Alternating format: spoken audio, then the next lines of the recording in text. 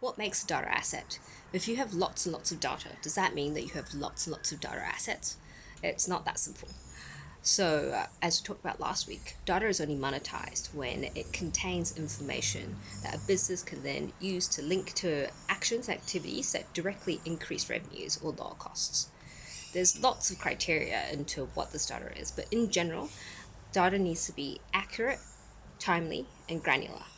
So, accurate in that you don't want to be relying on data that is wrong or in doubt.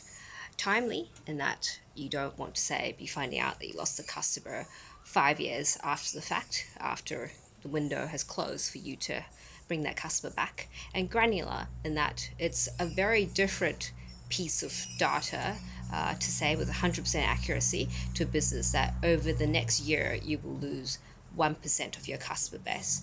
So that's not that helpful in that which 1% and what do you do, right?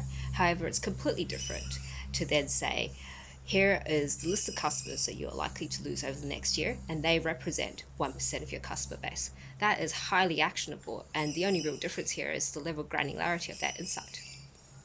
So, one thing that I might just end with is that a fallacy I think that I see a lot is that bigger, bigger data, bigger database does not equal more monetizable, right? And that I commonly go in and there's almost an implicit assumption that the largest database that costs the most to run because more data equals more storage costs is the biggest data asset.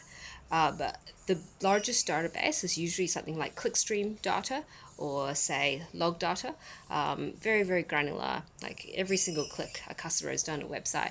That data is typically very, very difficult to translate into real business actions.